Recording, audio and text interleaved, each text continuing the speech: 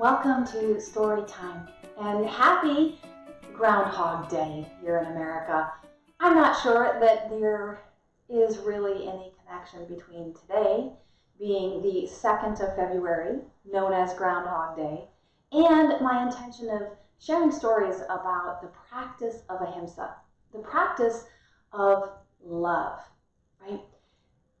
But perhaps the connection is that when we do things with intention, if that intention is based in love, then it is a practice of ahimsa.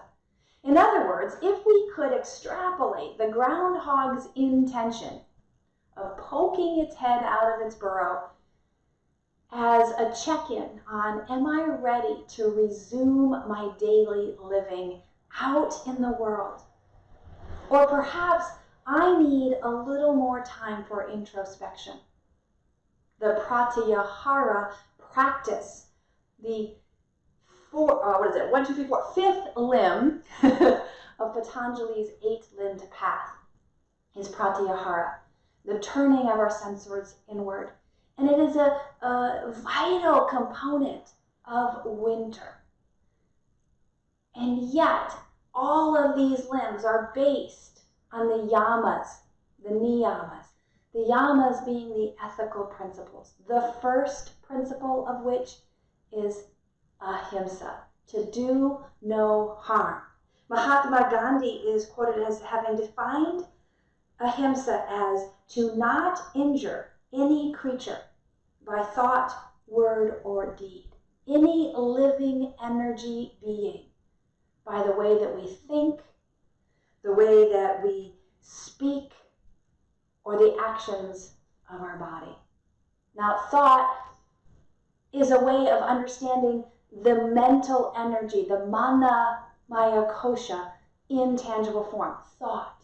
Whether or not we put that thought to words, through speech, that's an energy of the pranamaya kosha, the vocal cords vibrating as air passes through, and we make real the thoughts by speaking them. But I don't think I'm the only one who aspires to have confirmation through action, that when our intention of our manamaya kosha, which is not just the intellectual brain, but the heart brain and the belly brain, when we can align these three components of the manamaya kosha with the pranamaya, the energy body, and the annamaya kosha, the physical body.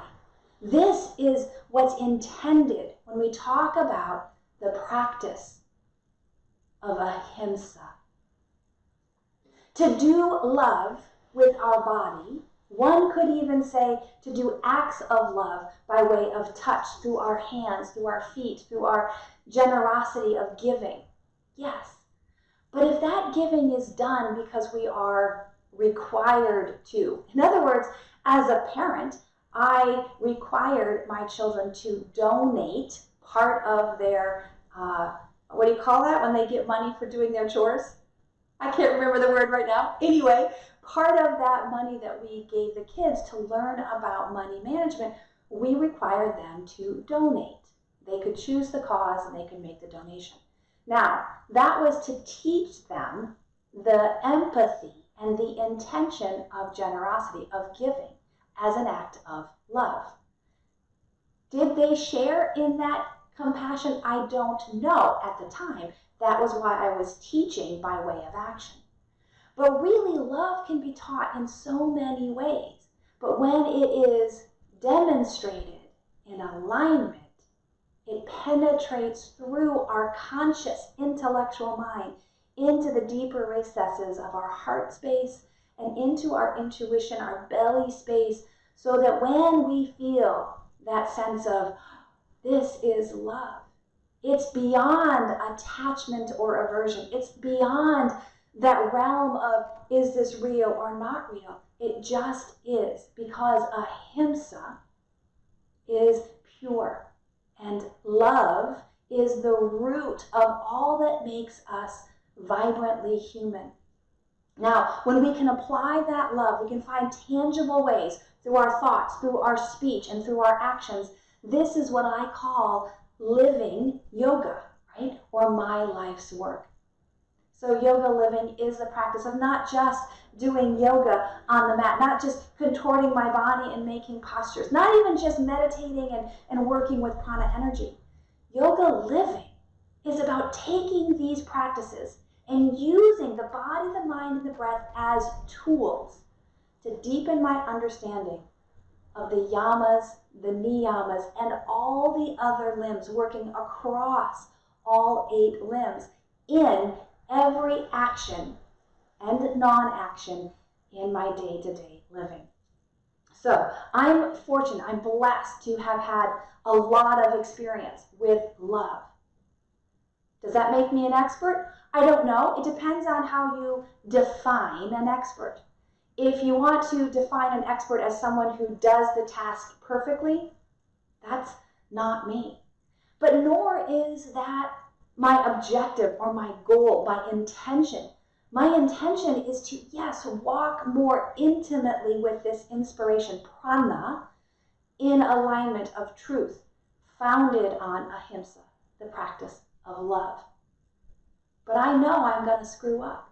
I know I'm going to make mistakes, because mistakes and accidents happen. That's just the reality of the fact that I can't control everything. And thank goodness, because I've tried that path.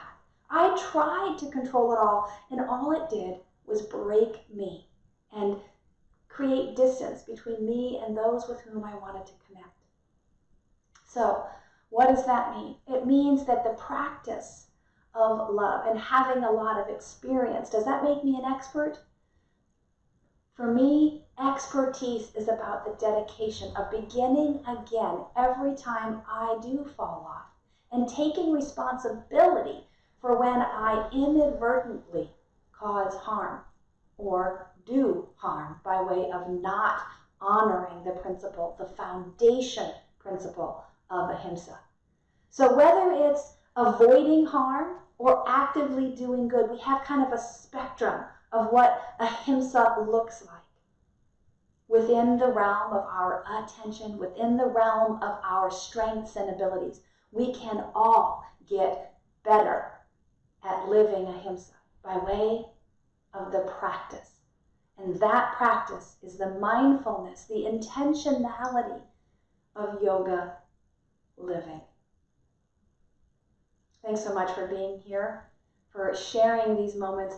I will welcome your comments, thoughts, your questions, and even the examples that you connect with, in the sense that how is ahimsa, the practice of ahimsa, showing up in your day?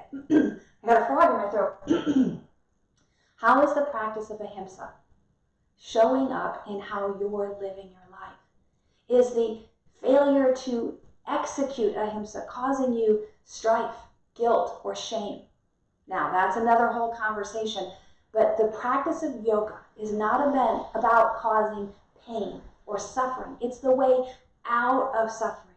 So we got to tweak the practice until it helps us affirm how we can live in alignment and how we want to execute by way of our thoughts, by way of our words, our speech, and by way of our actions to demonstrate our best understanding of love, and then secondly, truth. But we'll get to truth later. Satya being the second limb, or the second yama within the limbs that Patanjali offers.